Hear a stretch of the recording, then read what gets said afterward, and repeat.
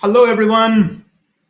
A warm welcome to all of you at our inaugural webcast, Intersections. This is going to be a weekly dialogue where inner mastery will meet with outer impact. In other words, our aspiration here is going to be to allow you and me and all of us to recognize that there are beautiful things that we can engage with and experience and aspire to in life and in leadership. And they begin from within, but then they also flow into the without, into the space beyond us. And it is the harmonization of this inner space and this outer space that makes us whole, that makes us live a life well lived, and that makes us a complete and successful leader. I call it intersections because our aspiration here is to be at the intersection of eternal truths and breakthrough science, of purpose and profits, of east and of west, of the inner and the outer, of the me, right, what I need for me, and the we, what I need to do for the world. And it is when we are at that intersection that boundaries dissolve. And when boundaries dissolve, we can really be our fullest potential. I want to thank my production team that has been working, overnight for several days, getting this in order. You're going to get to see them, soon. Paul, I'm going to invite you in from time to time. Please keep your questions and thoughts coming along the way as we go into this. All right. And I'm already seeing many of you use the chat window to start saying hello and telling us where you're from. I love that. And so let's make more of that happen. As we keep going, any of you that are just joining us, do share more about where you're calling from today so that we can start to get a flavor for, just the global village that we represent here today, all right? Wonderful to have all of you with us. We will today be talking on this topic of adversity. And my goal is to help you explore this conversation in a way that will both go deep within and make you connect with these kinds of aspirations and journeys that you have made, by yourself, right? As well as learn some formal ideas and thoughts that we can pick from, learn from, and grow from.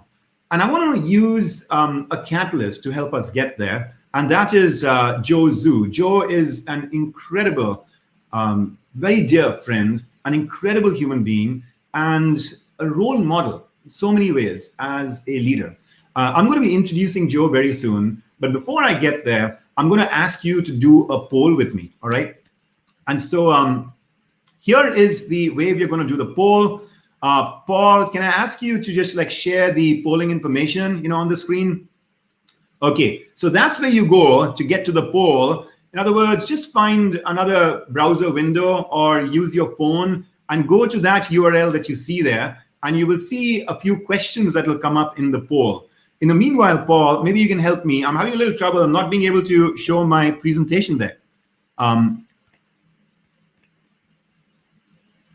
Sure. So what are you having trouble with, Hitendra? Happy to help you. Okay, let's see. There you go. I have it now. I love when a problem gets solved. Yeah, okay. By the way, a warm hello to all of you as more of you are streaming in with your greetings. So, Paul, let's put up the poll again for people to see. Okay, now, here is the way the poll is going to work. I am going to offer to you that there are essentially three kinds of adversities, right? There are adversities which are about pain and suffering and loss. It's just kind of hard to experience them, and it kind of stays hard when we, finish with them. They remain sort of a regretful, painful memory. That's like a type 1 kind of adversity. Then there is what I would call a type 2 adversity. And these are, situations which are hard. And at the same time, we feel, this is my lot to bear. Every one of us has to struggle every now and then in life. And so somehow you're able to get some fortitude. You're able to get some patience. You're finally able to make your way through it. You're not going to look back and say, oh, wow, that was amazing. You'll still look back and feel like, I'm grateful. I'm thankful it's over. But somehow you're able to find the patience and fortitude to deal with it and to remember, it from a place of grace. And then there's a third type. And these are, certain adversities from where we can actually grow. We might, grow while we're going through them, or, when they wrap up, we can look back and say, I wish this didn't happen, but I'm also grateful because it happened, I became the person who I am today, right? So type 1, type 2, type 3. Now, what I have in front of you is 5 different adversities, right? And I'm going to ask you, for you, which of these is a type 1, which of these is a type 2, and which of these is a type 3? And that is the poll that I'm asking you to do, right? So if we go now to the poll, and I'm inviting you to go to poll.ev/Mentora, right? You have the first of those adversities there, which is mugging, right? And I'm asking you, you can respond once. Why don't you respond on the mugging question as to what kind of an adversity it is?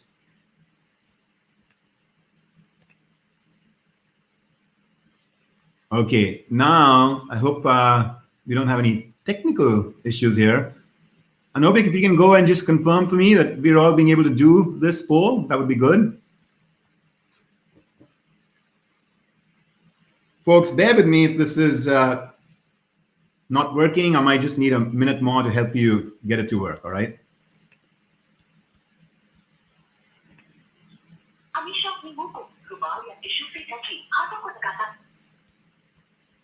Bear with me just a minute. Anobik, is it working? Thumbs up, thumbs down? Okay, cool.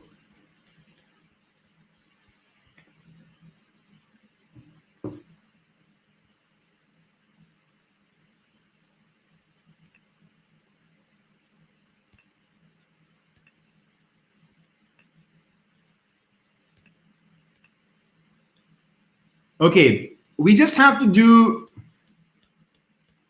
the first 5, all right? And after you do the first 5, do the 6th one as well. How many type 3 adversities did you have? Just stop with the 6th one. Do not go any further for now. All right, just do the first 6.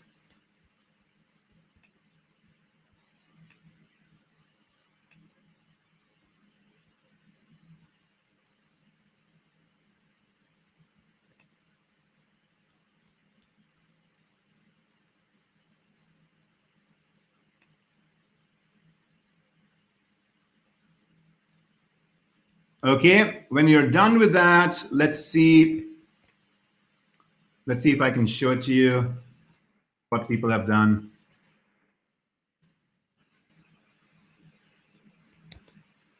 Okay, bear with me and I'm going to show you the results very soon.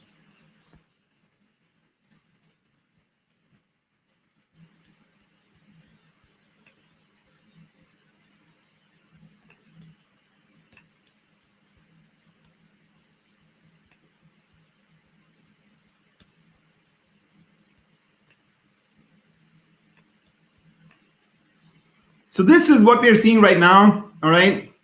Mugging, most of you are saying it's a type 1, all right? Let's move on. Passing of a loved one, it's interesting. A few more of you are calling it a type 2 or a type 3. 60% calling it a type 1. 8-month injury, more of you are seeing growth in that. By the way, there was someone who, there's a saint in India, and she's called the Hugging Saint, quite well known internationally. Maybe some of you know about her, Amrita Nanmoima. And I just read a letter from her just as a way to soothe her flock at a time of coronavirus and international lockdowns and what have you. And she said something like, I know many of you are feeling really despairing, being locked into your home, but just imagine if you had fractured or broken a bone and you were having to just heal yourself, at home. It wouldn't be that different from being locked in at home right now. Take care of yourselves, be safe, and be patient. You'll get through this. So anyway, I just thought that was interesting. Next one. Much toil, no deal. I see. So something which is more workplace oriented, which is a little bit like a big deal that you couldn't really make happen. most of you are seeing that more as an opportunity for growth. All right.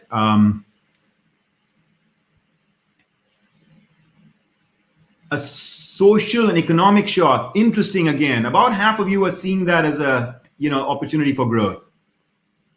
And in total, about 13% of you had all 5 of them as type 3s. And then most of you had about 0 or 1 of them as type 3s. Maybe some had 2 of them as type 3s. Okay, very good. So let's pause there. So thank you for that. I'm going to come back and we will discuss the implications of that with each other very soon. All right. Before we get there, this is the time that I want to introduce Joe Zhou to you and bring him into the picture as well. All right. So Joe is a person of indefatigable energy and incredible talent. Among the many hats that he has, been wearing is as a wheelchair marathon runner, as a social activist, really someone who has at his heart the betterment of humanity, both at the collective level as well as at the individual level for each person. He was born and grew up in China. He moved to the United States to pursue higher studies at some point in a luminous professional career, which I'm going to ask him to give you a little bit of sort of window into. He and I, share an alma mater, the Sloan School at MIT, where he pursued his MBA. And along the way, he's done incredible things, very diverse things, including being the founder of the Gobi Desert Expedition Army Leadership Development Academy, being a senior advisor to the Shenzhen Municipal Handicapped People Association, a chief mentor of the Beijing Xingji Exploring Culture Development Company, luminous, contributions, in a professional and social sense. I have, had the privilege of knowing Joe for a few years, as he has been a very treasured and honored guest in my personal leadership class at Columbia. The first time was when he flew into Hong Kong to talk to our executive MBA students in the global executive MBA program at Hong Kong University. And, he is, he's one of the most inspiring people I've had the honor and privilege of knowing. Ladies and gentlemen, please welcome Joe Zhou. Joe, it is just, such a joy for me to be able to share your energy and share your spirit with this, this beautiful community that we are building here in my webcast. Thank you for giving us the honor to joining us for this very first webcast. I want to just invite you to say hello, and everyone say hello to Joe. Hi, everyone. Good morning, the whole class, and thank you very much, Hitendra, for inviting me to speak to the class. It's always a great pleasure, and to speak to you and everybody else in the class. And thank you very, very much for this privileged opportunity. I feel humbled to have this opportunity to speak to such a wonderful cohort. Thank you, Joe. You are in so many ways an ideal person for us to have this conversation with, since we're talking on this topic, which I know has been such an incredible part of your life's path. So I want to just start though from the early beginnings of your academic and professional kind of journey. What was it like, particularly as a young professional in the years prior to your coming to the United States? Can you talk a little bit about that chapter of your life? Yes, of course. I graduated actually in 1986, and immediately after I graduated from my college, I was recommended to work for the central government in China, and based in Beijing. So I was literally very much like assistant of foreign investment in the Ministry of Machinery and Electronics Industries. And so the biggest part of my responsibility was to navigate the foreign investors, large foreign investors like Microsoft, like AT&T and IBM. At the time in 1980s, China was practicing centrally planned economy. So foreign investors cannot just simply step into China and set up any partnership with anyone they want to. They would have to get approval from the government. So my role was to, very much like a matchmaker, to direct the foreign investors to the right potential Chinese partners, which were mostly national or state-owned enterprises. So I worked at that position for about 6.5 years before coming to the United States, and initially studying in Carnegie Mellon and later on MIT. The reason for me to want to leave China was the Tiananmen Square event in June 1989. Because I was living in Beijing at the time, witnessing everything happening in the square, and where I live is just like a few blocks away. So because at that time, my dream was to follow my career working for the central government, and I wanted to grow up to be a senior government official, hopefully, in late 40s, early 50s, to become a minister, a good one, and to really lead people into a prosperous society and enjoying their life. However, what happened in Tiananmen Square really shattered my dream. I was just like someone all of a sudden losing his purpose of life. Because at that time, all my purpose of life was to work very hard and contribute to the betterment of my country. And all of a sudden, when I realized this is probably not the government that I want to work for, and I was very, very miserable. As probably a lot of people may understand the feeling after you are deeply in love with someone for years, for 6.5 years, all of a sudden you find that is not the person that is worthy of your love. So eventually, I tried very hard. It took me 3 years, and to work very hard, eventually get out of the country and study in Carnegie Mellon and study public management. Everything seems to be working very well. After I graduated from Carnegie Mellon, I worked for a precision machining company of the United States as a chief representative in China. And later on, I founded my own consulting company, help large multinational companies, including GE, General Electric, and the United Technology Incorporated, and to serve as a supply market consultant. So I set up my own consulting company in 1999. So I came back to the United States again, and I started in Sloan Fellow Program and got my MBA. At that time, I became extremely passionate to found a startup.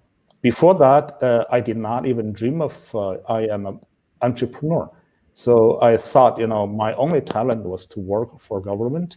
But after I came to the United States, working for the U.S. government, a U.S. manufacturing company in China, and have a better understanding of the business and market and the industry, my potential seems to be developed to be an entrepreneur. So I went to MIT with a purpose to become an entrepreneur. After I graduated from my MBA program, actually before, I was in the middle of raising the first round of funding, and for about $6 million, and to found my first internet company. And 6 months later, after I graduated from my MIT, that was year 2000. So everything seems to be very well, moving very well, and my team was very, very helpful to get the $6 million for the first round. But all of a sudden, something changed, and basically changed my life trajectory again. Thank you. Thank you for that, Joe. I mean, I think, I want to pause there, even though there's an incredible next chapter that is going to come in the next part of your story, because, the moment that you're talking about is a moment that I relate to very well, not just from my life, but, having the privilege of teaching, really successful and smart and ambitious, young talent, at the business school, at Columbia, that's the moment they're in, right? Where they've had a certain, hunger and a certain path and a certain, perhaps set of challenges, but also opportunities that have ultimately gotten them into Columbia. And in a sense, the world is our oyster in that moment, right? Like when we're going to a top business school in a leading economy in the world, and we just assume and we just feel the future is going to be just like laden, with just a bed of roses, right? And of course, we realize there are going to be challenges and hard work to be done, but we are hoping for a smooth, ascension into positions of higher authority, power, and success, right? And I'm imagining that that's how you must have felt, in that zest that you had just coming out from Sloan, and then something happened. Right. And so half a year after I graduated from Sloan, one day when I was traveling in China, on one hand I was trying to found an automobile part company, a joint venture company with a Detroit company, in Chongqing, and Shanghai. And in the meanwhile, I was still running my own consulting company. And also in the meanwhile, I was also in the process of founding my first internet business company. And one night, I suddenly felt a back pain, and extremely back pain and numbness in my toes, left leg, and then later on right leg. And basically overnight, the night before, I felt numbness and my back pain, and then I fell into sleep. 4 o'clock in the morning, I was awakened by terrible, devastating sharp pain in my back, and I found I was not able to stand up. There was no pre-symptom. I didn't know what happened, and I was very, very scared. And then I found I was not able to stand up again, and I was traveling in Shanghai at that time, and so staying in a hotel and called the front desk, and then I was rushed to the hospital in China. The hospital in China, in Shanghai, the doctor did not know what was going on with me. They only found the numbness or paralysis and a sensation of my body seems to be inched up from the tip of my toe, along my legs, eventually end up on my chest. And so for 48 hours, I just experienced the horrible, horrible feeling as if death is crawling up from my toe and to my chest, and later on up to my neck. So the doctor did not know what was going on, and they only observed that, okay, I seems to be dying. So they told me that there was nothing they can do.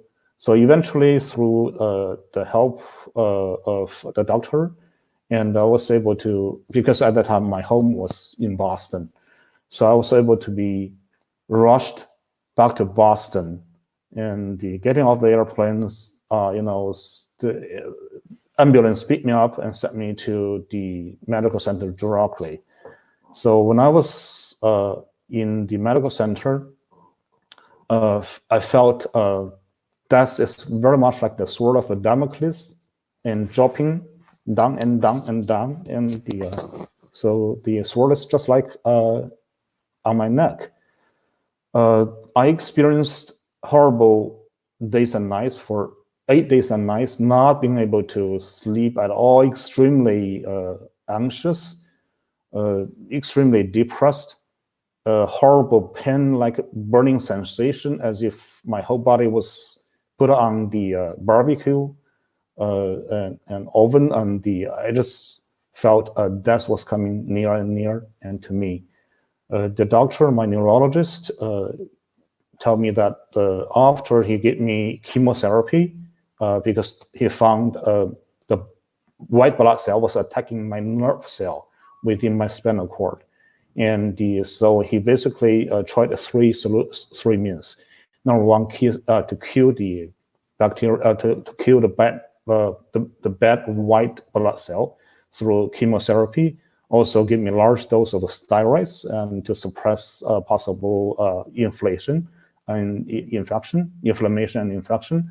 and also 5 times plasma exchange. Basically, the doctor made a cut on my artery and the vein, and they draw the blood out from the vein and going through a centrifugal machine and separate the plasma from the rest of the blood and put back in the artificial plastic plasma, and send blood back into my body again. That was very, very horrible feeling. I was really devastated at that time. My only, hang on for a sec. Can you still hear me? Okay. Yes, we can hear you. We can hear you, Joe. It's a very powerful moment. Okay. Story. And at that time, the only feeling that I have is I wanted to die. I don't want to live like this. Try to imagine you're burning like a barbecue pig. How would you feel? So I was at that time I was completely paralyzed from my neck down. The only part of my body that can move is my neck, my eyes, and my thought. I was 36 years old at that time. And so lying in the bed, waiting to die, and I did 3 things. Number 1, I asked my wife to get me a voice-activated tape recorder, and I recorded everything I remembered since 2 or 3 years old, and I just like talking to someone. I recorded my voice. I want to leave it as a legacy to my 2 children. That's the first thing. The second thing is that I called my parents. I told them, I lied to them. I'm going to do a research in Scandinavia, and I would not be able to go back home within at least 4 to 6 years. And told them I love them very much, but I would have to say goodbye to them. And actually it's a farewell, for my life. The third thing I did is to write 3 death will. 1 to the doctor to donate my body, and for him to do research on to find out what was going on and what was going wrong. And the second is to write a letter to my wife, and the third is to write a death will to my 2 children. After I did the 3 things, I was waiting to die. Doctor has already given me the largest possible doses of sleeping drug, but I was not able to sleep. At that time, I began to ask myself, I'm only 36 years old. That's all of my life? What is the purpose for me to come into this world? And have I lived a meaningful life? And where do I go after I die? So I was very, very devastated. And the horrible burning sensation, pain, and it prompted me and to find a way to kill myself. Just feels very sarcastic. I learned everything in Carnegie Mellon and in my college in MIT. It's not enough to help me to find a way to kill myself because I was completely paralyzed, not able to move. But eventually, a group of Christians came to my ward to see me, and they prayed for me, and I felt as if my anxiety in my heart seems to be discharged. And that night, while waiting to die, and feeling the numbness is coming closer to here, so I was talking to someone in the sky, in heaven, in the universe, no matter it's being called a God or whatever. So I was talking to him. I said, okay, if you are truly being there and watching me, I don't believe that you should be so cruel, watching me to be tortured. And if you can do me a favor for the sake of my aging parents, in early 70s, my 2 little kids, 5 and 6, 5 and 8, the family.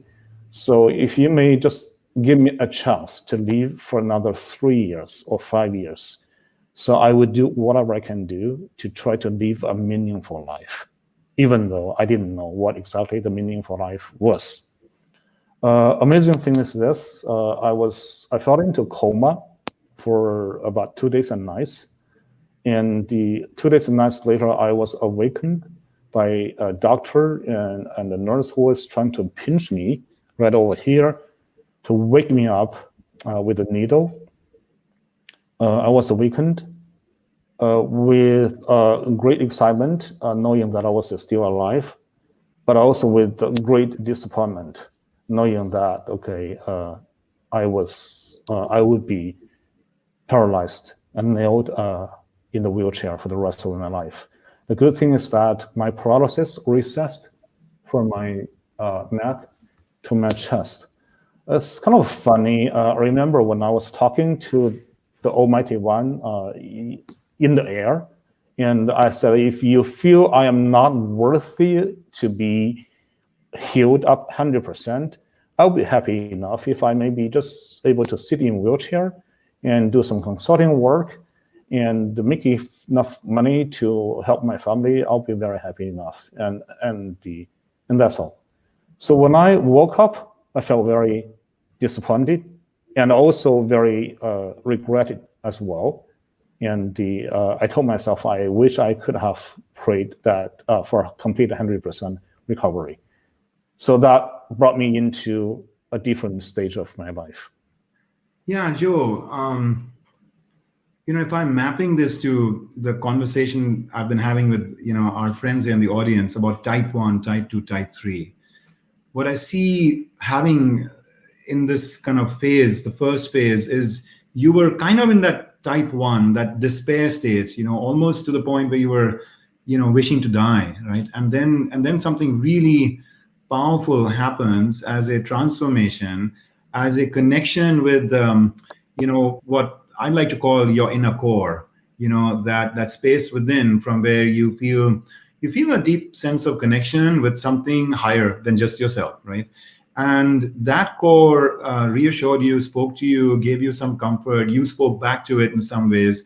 And then something beautiful also happened in allowing you at least, some amount of your abilities to come back, right, in your body. And so I see you moving into the type 2, into a place where there's a little bit more sort of like just acceptance, of what has happened, a state of grace from where you can now start to choose to live again and choose to do the best you can with what you have. We've got just a few minutes to go before I want to turn it over to the audience for some questions, Joe. But there's a very critical part of your story that is still left to be said. Can you just literally in about 3 to 4 minutes, because then you get some questions in 3 to 4 minutes. Can you talk a little bit about going from that place of the breakthrough, the acceptance, to a place where you've taken it to a type 3, where it has truly been transformational for you, right? And there is a kind of growth that this has led to, which wouldn't have happened, otherwise. Then you just take about 3 minutes and just talk about, some of those most incredible things that you've done in the last several years. Okay, thank you. And coming back to life is not easy, because I would have to live a completely different life. Before I was paralyzed, and I have a lot of hobbies: skiing and ballroom dancing, and I actually even get a championship in one of the ballroom dancing contests. All of a sudden, I end up in a wheelchair and not able to manage my my pee and poo. And so I floundered in that situation for about 6 months or so, still wanting to die, until one day I was reminded by that voice, in my mind, you promised that you're going to live a meaningful life. What is that meaningful life you want to live?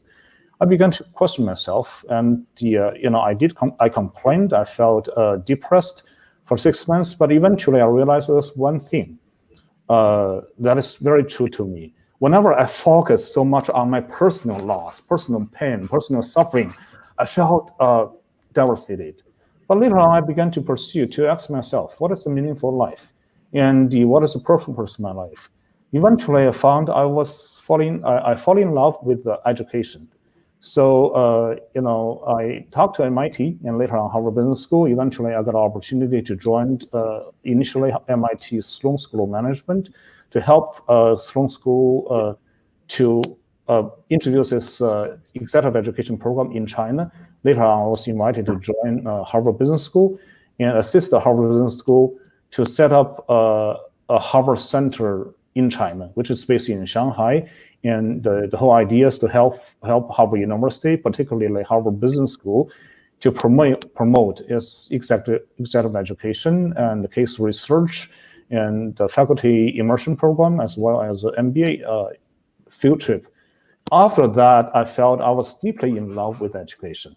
And I wanted to go a little bit further down into humanity education, because after 2008, the world financial crisis, I began to question why the super smart people, in Wall Street cannot do the right thing, so I began to believe that there's a humanity problem.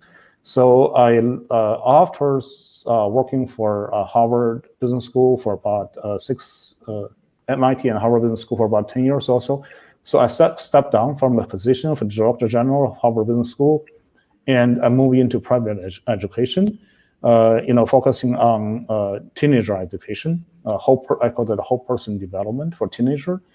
And so in order to encourage and inspire the teenagers to overcome the adversities they feel they experience, so I feel I should do something different to prove that they can do better than me. That is to go to Gobi and to run marathon.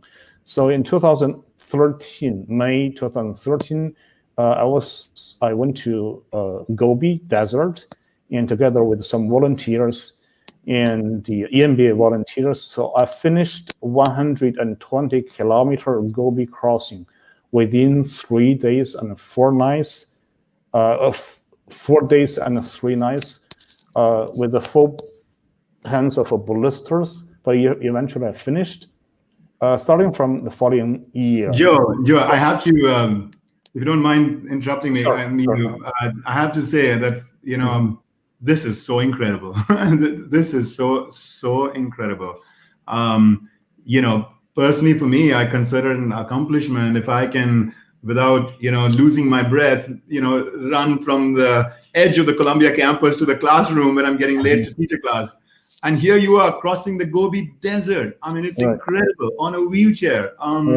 Yeah, you want to talk for a couple of minutes just for a couple of the marathon pieces as well, and then let's bring it to questions. Right. So ever since, I realized that actually, when people live in adversity, take example, Gobi crossing is an example. When people live in adversity, if you have a strong goal, strong determination to pursue that goal, and if you work in a team and encourage each other, you fully understand what is the meaning and the purpose of your expedition, and you are going to hit a goal. And no matter how hard it is, no matter how impossible it looks like. So, but however, Gobi crossing, I can do it only once a year, and leading a group of teenagers, from 40 to 72. But I would have to do something more, like I can do regularly once a month or once every few months. And then I switched to marathon. It's very interesting. When I tried my first marathon, November 9th, 2014 in Athens, that's the authentic marathon, which is very, very challenging. Probably is regarded one of the top 10 most challenging marathon, because it runs from the marathon village by the sea all the way up to Athens. So it took me, I didn't believe that I was able to finish it at all. But however, and with the help of other people, encouraging each other, eventually it took me 7 hours or so to finish the whole race, 42 kilometer. At that time, I did not know there was half marathon. If I knew, I probably have signed up for half marathon. It's interesting in life when you do not know a lot of so-called easy things, so-called benefits, and when you focus on so-called adversity, you need to get through, and you actually accomplish more than you can imagine. So ever since November 2014, I ran the first marathon. I integrate a running marathon with a charity fundraising for charity purposes, and with executive education, executive leadership development as well.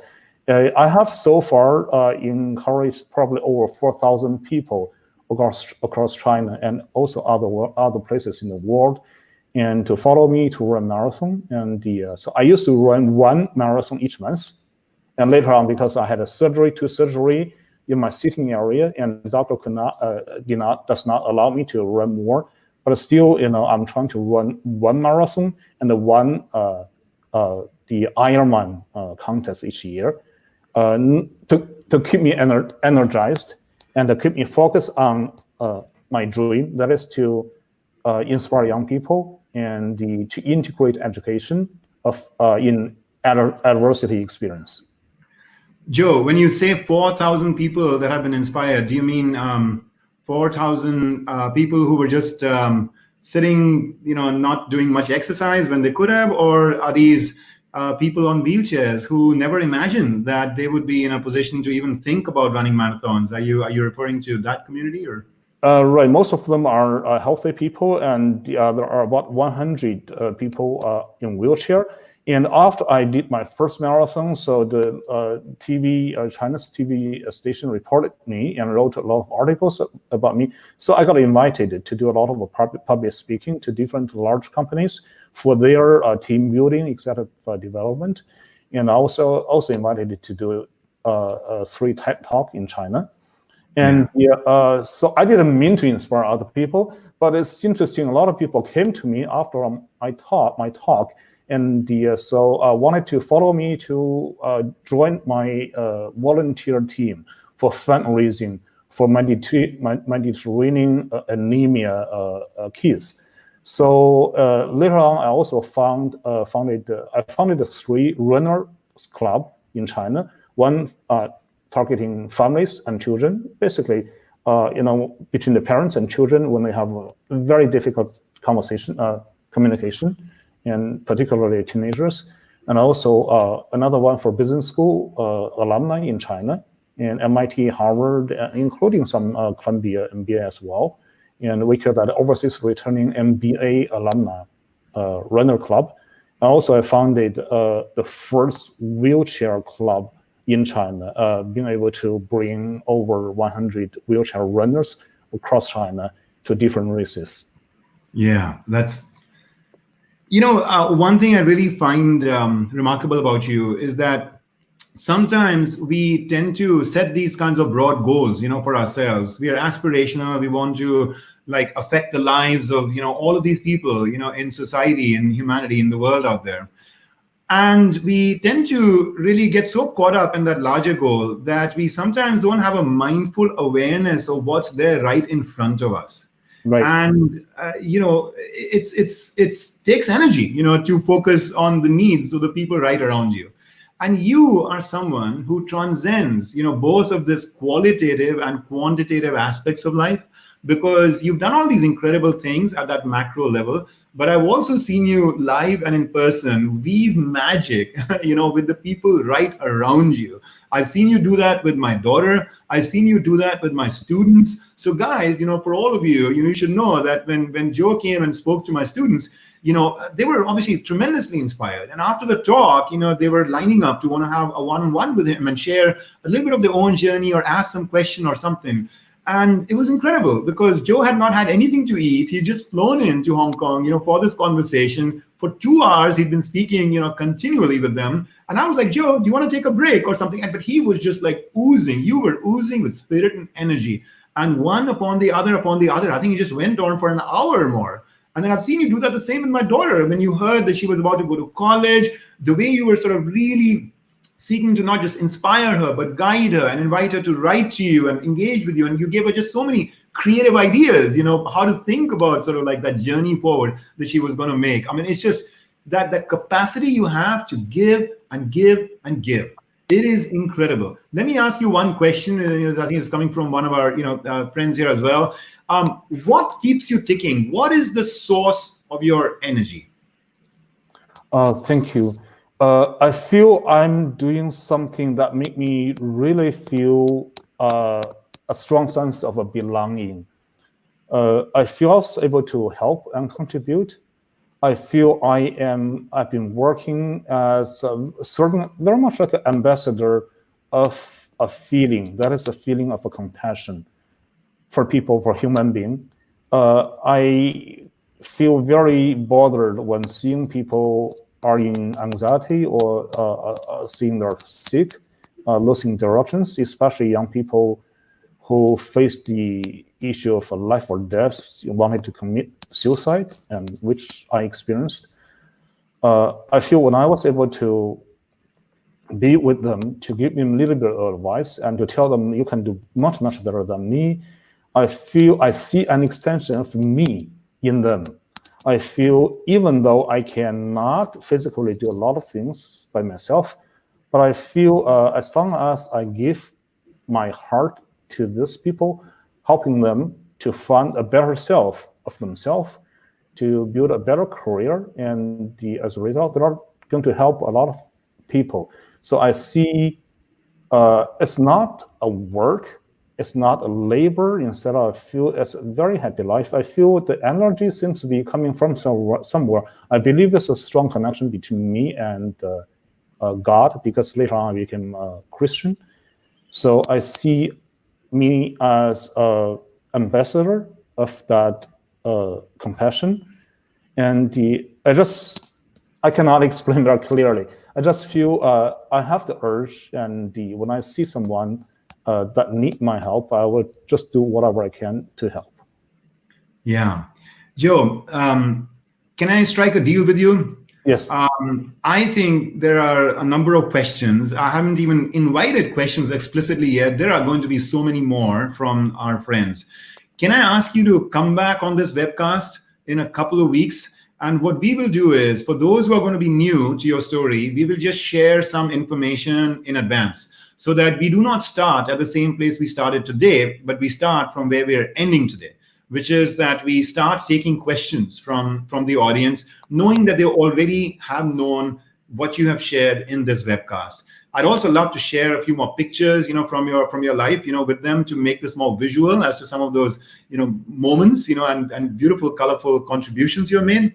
And so, given where we are on time, and something that I want to help the audience, formalize from your story. My proposal is that I give you kind of like a minute to just like share any kind of like final advice that you have on this topic of rebounding from adversity for today. Okay. And then what I'm inviting all of you to do, our friends in the audience, is to come back for Joe Zhou part 2, all right? And we're going to do that in a couple of weeks. We will be in touch with you, where most of it is just going to be Q&A, all right? So just a minute, maybe, Joe, for us to close out this very blessed moment with you. Okay, thank you very much. And my advice is that, number one, have a deeper understanding what truly adversity means. If you just understand it superficially, you see adversity as a resistance to you, against you, and for you to achieve what you want to go after. But however, if you take, I call that a bird's eye view from top down, God's perspective, you will understand that adversity may serve as a blessing for you, for your life, for your family, as well as for other people. So number one, change your perspective.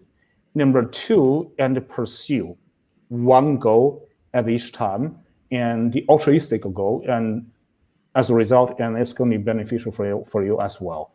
So change your perspective and press on and going after your dream. To be continued, Joe, because this is clearly just a chapter in a beautiful book that you are helping us write together. I want to thank you on behalf of all of us for making this moment happen. You're coming to us all the way from the West Coast in California. I know it's relatively early there. Very, very, very grateful. There is something that we are fostering, at my institute at Mentora. I brought it up in one of my previous, webcasts as well a couple of weeks ago, which is, this greeting, which we can actually do from a distance, and we can do even when we're not physically able to exchange affection, like a hug, right? Mm-hmm. Which is namaste. And it means, the divine spark in me, bows to and celebrates the divine spark in you. And so on behalf of all of us here, Joe, namaste. Thank you. Thank you very much. Definitely, let's do this. I'll be more than happy. Always looking forward to speak to you and other people in the class. And I'll see you next time. Wonderful. We will certainly be looking forward to having you back very soon with us. All right. So I know that this is just story that we are leaving, half complete. There is so much richness to so many dimensions of Joe, and many of the questions that you're asking here are very thought-provoking as well. And I didn't want to rush through just one or two of them. I wanted to create even more space. Seeing how it was going, I thought it would be better for us to just dedicate some more time. Now that you know the background, let's hear the inside story, all right? So come back for more on that one. In the meanwhile, we have 10 minutes to go. And what I'd like to do is take Joe's story as like a pivot point for us to understand a little bit better the science of managing adversity, all right? So let's go a little bit into that science of adversity. Now, here is kind of what I want to sort of offer to you from the science, right? So there is a research that psychologists have done where when they ask you about your life, people do not just relate a list of chronological events. I was born here, then I went to school here, then I did this, then I did this. No. What they do is they start to share stories. In other words, we as human beings are oriented always to be sharing stories, to be able to looking at our memories of the past and our processing of events of the present in the form of stories, right? And then what the research also shows is that there tends to be, like, roughly speaking, two kinds of storytellers out there. There are those who tend to look at kind of, moments in their life and just kind of like respond to them with a little bit of like, too bad, it happened this way, right? And so it might be that, and then that year I graduated, and then I remember at my graduation, my mother did not show up, or my father said that, your sister went to a better college than you. I remember that. It just made me feel a lot of pain. And so even in a high moment, there is a cloud, surrounding that silver lining, right? And then you get the opposite. You get these storytellers where they may have gone through a really tough patch, but the way they will tell the story is with an air of positivity about it, right? And so the story might be something like, it was a real struggle, and I had to get a divorce, at that time, right? And then they'll say, and because of that divorce, I had to spend a lot more time just by myself for the next few years.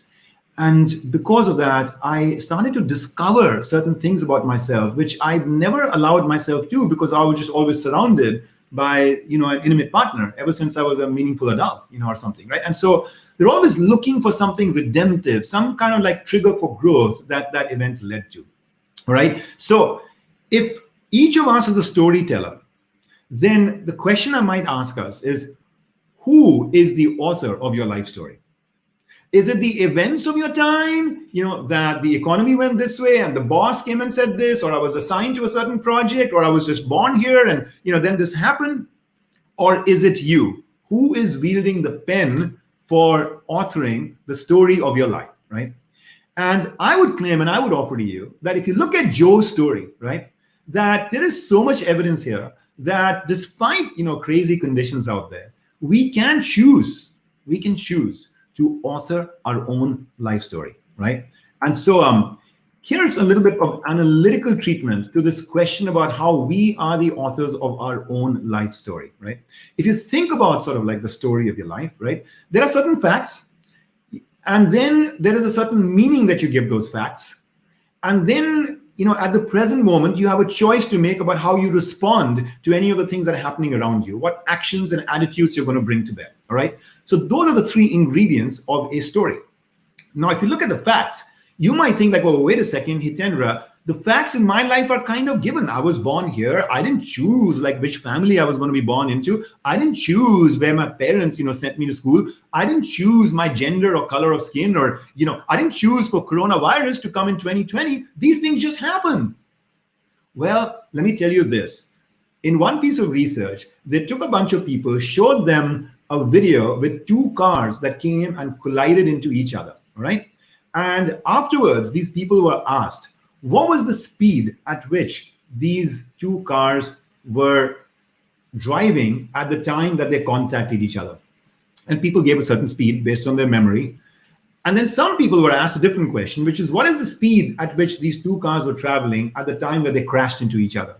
And they gave a speed estimate, and their speed estimate was much faster than the first group's speed estimate. Merely by changing one word in the question, showing the same video, One group heard the question as when these two cars contacted each other, and the other group heard the question as when these two cars crashed into each other. Not just that, but then these two groups were also asked, was there any broken glass when these two cars contacted each other, or when these two cars collided into or crashed into each other? The first group recollects no broken glass. The second group recollects broken glass. Actually, in the actual video, there was no broken glass. There was no broken glass. That fact of what they saw in the video from this group that was asked the question as to whether when these two cars crashed, whether there was any broken glass, it was made up. It was made up.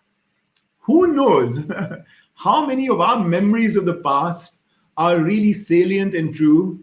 And if there are certain things which, because of a certain mindset, that was a terrible chapter in my life, that was a horrible thing that happened, who knows if there are a few things there like the broken glass that we may, I don't know, just have had our subconscious just make up, and then the other part, which is maybe we've exaggerated and intensified certain experiences and diminished and mitigated certain other experiences, just like the speed of those cars, based on the frame we give, based on the expectation we have, based on the kind of like this relationship that we bring with adversity. When we are out of our comfort zones, when things are happening to us that we don't want to see happen, or others have told us are bad, etc., is it possible that in those moments we are like recreating the facts in our mind?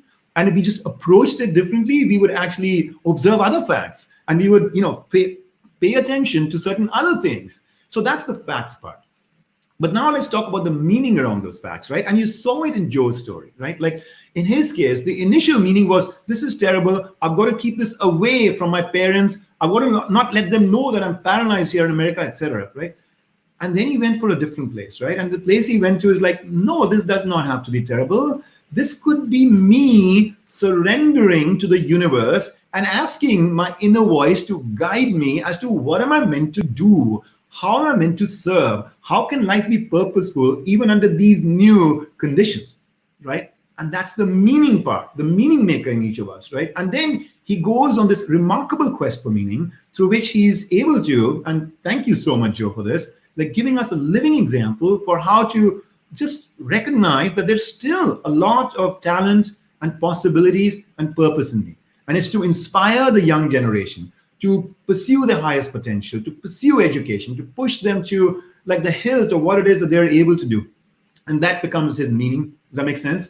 And that's now starts to speak to response as well. Right? Now you might say, well, wait a second, this thing just happened to me and it was so horrible and so painful. I just don't see any way from a response standpoint that I can make anything happen. And if that's the case, well, then let me share the following story with you. All right. And this is a story of another dear guest of ours, Candice Leitner. In the case of Candice, right, she lost her daughter to drunk driving. And initially, she was just fraught with, of course, a lot of despair and pain, which she continues to have till today, because that daughter is not going to come back. So you can't change that fact. That fact remains the fact. The daughter is gone, right? But the response part, the way she responded, was to recognize that there was a lot of looseness in American society at that time with regard to drunk driving, law enforcement, the legal system, etc. She was saying, I noticed that even the judges and the police and the legislators were driving drunk. It was kind of like a common thing back there in the 70s and 80s, right? And so instead, she went on a path. She collected all these mothers who'd had similar pain as her, and she brought these mothers together, started this organization called Mothers Against Drunk Driving. Took it all the way into, state politics in California, ultimately national politics in America, changed the laws, changed the sensitivity of the people around the country, got Ronald Reagan to sign legislation around making driving, under the influence, right, of alcohol to be a, crime that can put you in prison, which it was really not happening at her time until then, and ultimately became this hero figure. And, if you think about it, her idea could have been that, look, I will continue to have to live with this pain of my daughter's passing, or I have option B. Option B is that the pain doesn't go away, but along with the pain comes a little bit of just like comfort to me that because of my pain and my loss of my daughter, some things happened in my response. So that today there are many, many mothers who still have their daughters with them. They would not have had their daughters if the country didn't become safer, if I didn't lose my daughter. And today, of course, many parts of the world, this revolution has rippled through, and driving has become much more of a safer thing because even in India, for example, in more recent times, there's been an increased amount of sensitivity, inspired in some ways by some of these developments and progress that were foisted, on her shoulders to lead the world to. So you take Joe and his response, you take Candice Lightman, her response, and that's what I mean, the possibilities in each of us, right? And when you think of it that way, then suddenly you realize, what? There are no 3 types of adversity. It's the same thing. Adversity is adversity. But there are 3 levels from where we can respond. There's level 1, which is just to feel it as pain and suffering. Level 2, accept it, be patient. Or level 3, which is to choose to say, what? There is so much pain here. There is so much of a sense of loss here that I don't want this energy to go wasted. If my mind is concentrating and my heart is, so heavy with this burden, I'm going to make this burden stand for something. I'm going to take this energy and do something with it as long as I'm alive, right? And that's the level 3. That's the level 3. So when you look at those of us, right, who spoke a little while ago when I did the poll with you, and you said that all 5 of those adversities are put in front of you, right? Do you remember those adversities? Losing someone very close to you, economic shock to the system, 12-month injury, mugging, etc., right? That these were people who were saying all 5 of them for me are, growth opportunities, because it's not about what kind of adversity it is. It is what I choose to make of it, right? In that moment, what I choose to make of it. And so what I'd like to do to close us out today is share a little final story with you.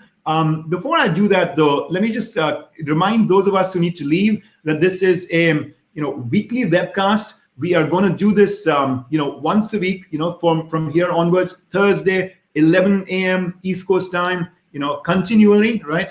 I'm grateful for your participation today. Looking forward to having more of these conversations with you week by week, right? And also, I know many of you probably heard about this through my outreach to you. Some may have shared that or learned about it through word of mouth. I just want to kind of invite you, if you haven't yet, to sign up for my outreach, my newsletter, so that I can be more in touch with you in case this is something that you're drawn to coming back for more. And so I'm asking you, in case you're interested, to just go to hitendra.com and just to kind of sign up. In the very beginning, in front of it, you'll see a sign up little invitation to subscribe to the newsletter. That way we are confident that we're getting to all of you for these subsequent conversations, right? Okay, so as I leave, I'm going to leave you with this story, all right? And so bear with me as I bring the story up, because you will see that there is an incredible level of next power to this story. And this story is about how we can, in fact, not just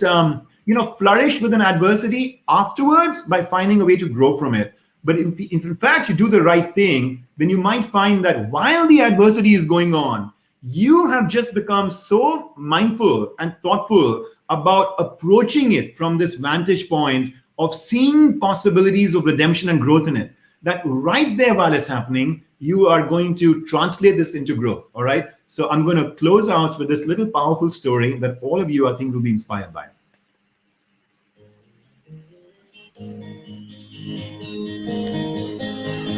And on this Friday morning, it's time once again for StoryCorps, the project that records Americans talking about their lives. Today, we hear the story of 31-year-old Julio Diaz. He's a social worker from the Bronx in New York City, and he has a daily routine. Every night, he ends his hour-long subway commute to the Bronx one stop early, just so he can eat at his favorite diner.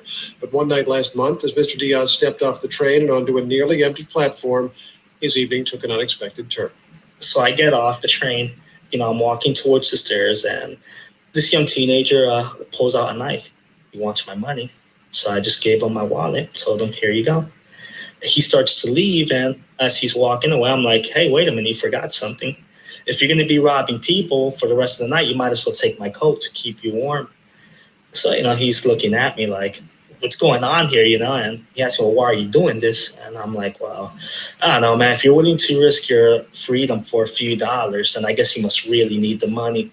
I mean, all I wanted to do was go get dinner. And if you really want to join me, hey, you're more than welcome. But I'm like, look, you can follow me if you want. You know, I just felt maybe he really needs help.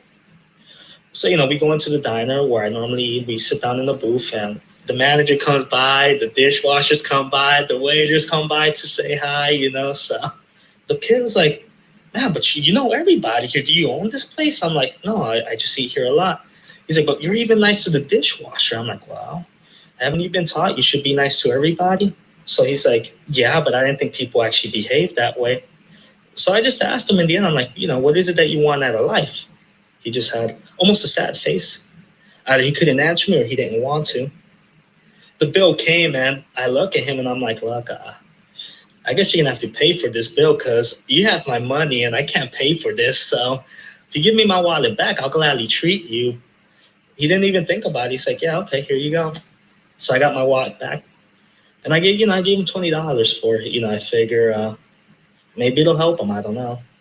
And when I gave him the $20, I asked him to give me something in return, which was his knife. And he gave it to me. You know, it's funny because when I told my mom about what happened, you know, no mom wants to hear this, but with her, she was like, oh, you know, you're the type of kid that always someone asked you for the time, you gave them your watch. I don't know, I figure, you know, you treat people right, you can only hope that they treat you right. It's as simple as it gets in this complicated world.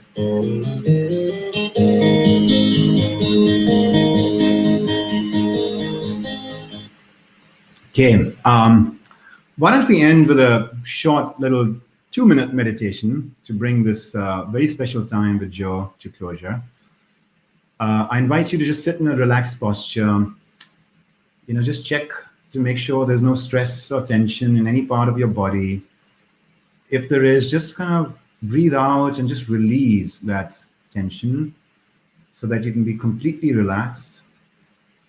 And then with closed eyes, just focus for a minute on your breath. Do not seek to control it. Let it flow in and out in its own natural rhythm. And associate with the inhaling a soothing feeling of peace.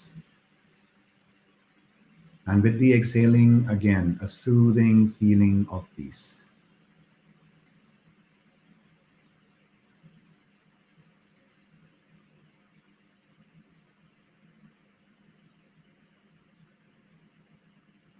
If your mind gets distracted, just bring it back and anchor it again in the subtle flows of your breath.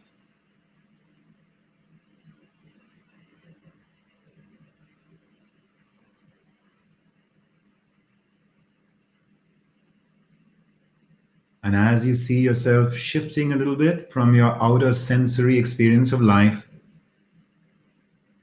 to this stillness within, these small glimpses that you may have of just your pure consciousness that hides behind those fleeting moments where your breath also is still and no thoughts are passing through you. Become aware that in that space lies your infinite potential. Your infinite potential to step back and just observe. Observe your life. Observe the ebbs and flows of what's happening in the world. And then to choose. To choose to act in harmony with your purpose. To choose to draw from this inner resource of strength within you,